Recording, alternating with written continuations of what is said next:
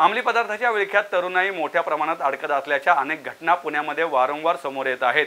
याचा प्रसार रोखला नाही तर संपूर्ण तरुण पिढी उद्ध्वस्त होईल।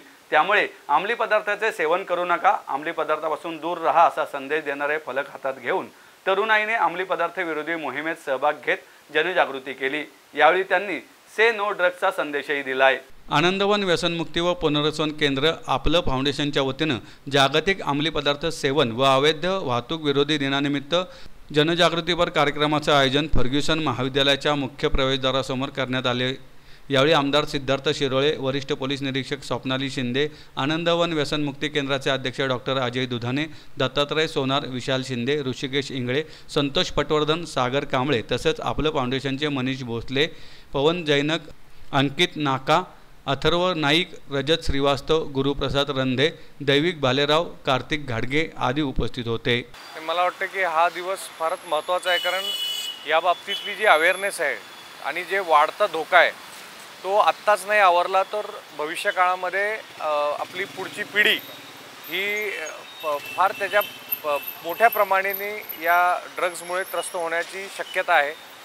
आणि मला असं वाटतं की अशा प्रकारचे उपक्रम वारंवार केले पाहिजे। मी अजय दुधानेंचं मनापासून अभिनंदन करतो, दत्ता सोनारजींचं मनापासून अभिनंदन करतो, आनंदवनचं अभिनंदन करतो, आपल्या सगळ्या युवकांचं अभिनंदन करतो।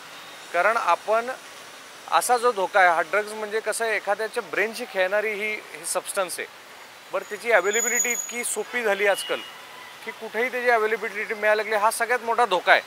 आणि त्यामुळे हे आपल्याला लोकांना अवेअर करून देणं हे आजच्या घडीला फार महत्त्वाचं आहे। कारण एकदा ती लत लागली की ती तल्लब जी असते ती माणसाची सुटत नाही आणि तो माणूस आयुष्यातून उठून जातो। आणि असे अनेक उदाहरणं आपण पाहतोय आणि आपण रोज हे ज्या घटना पुण्यामध्ये घडल्या समजा काही, तर हे कुठे तर आजची घटना नाही, ही कुठे तर ह्या सगळ्या वाढत्या जो ह्याचा प्रभाव आहे त्याच्यामुळे ह्या घटना घडत चालल्यात आणि त्यामुळे वेळेतच ह्याला आवरणं गरजेचं आहे। त्यामुळे आज या दिनानिमित्त आपण हा जो कार्यक्रम घेतला हा फार जनजागृतीच्या दृष्टिकोनाने महत्त्वाचा कार्यक्रम आहे। मला आपल्या सगळ्या उपक्रमांना माझ्या खूप खूप शुभेच्छा आहेत आणि या लढाईमध्ये मी सुद्धा आपल्यासोबत तितक्याच ताकदीने एवढा आत्मविश्वास व्यक्त करतो आणि थांबतो। हा जागतिक अंमली पदार्थ सेवन व अवैध वाहतूक विरोधी दिन म्हणून पाळण्यात येतो। गेल्या अनेक वर्षापासून आम्ही हा कार्यक्रम वेगवेगळ्या पद्धतीने युवकांमध्ये प्रबोधन व्हावं या अनुषंगाने आम्ही हा कार्यक्रम करत असतो। आज स्वाक्षरी मोहिमेचं आयोजन केलेलं आहे। नुकतंच आपण पाहिलं तर 3 घटना अशा घडलेल्या आहे पुण्यामध्ये। पुणे हे विद्येचं माहेरघर की व्यसनांचं, हा प्रश्न आज सर्वसामान्यांना पडलेला आहे। आणि ह्या सगळ्या ह्याच्यातून पुण्यामध्ये घडलेल्या 3 प्रामुख्याने घटना म्हणजे की ललित पाटील प्रकरण असेल, त्याच्यामध्ये एक मोठा ड्रग्सचा साठा जप्त करण्यात आला। त्यानंतर आत्ताच एक शेवटचं प्रकरण आपण पाहिलं तर फर्ग्युसन रोडवर पबमध्ये ड्रग्स पकडले गेले आणि त्यांनी सेवन केल्याची काल कबुलीही दिलेली आहे।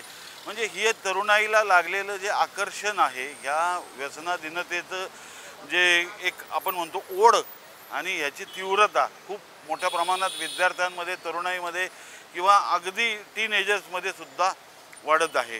हे निश्चितपणे व्यसनाधीनतेची समस्या ही वाढती आहे। आम्ही जरी आज आनंदवन व्यसनमुक्ती केंद्राच्या माध्यमातून जरी काम करत असलो तरी आम्हाला ही गोष्ट सांगताना खेद वाटतोय की वयोगट हा व्यसनाधीनतेचा कमी व्हायला लागलेला आहे आणि ड्रग्सची समस्या ही दिवसेंदिवस पुण्यामध्ये वाढत चाललेली आहे।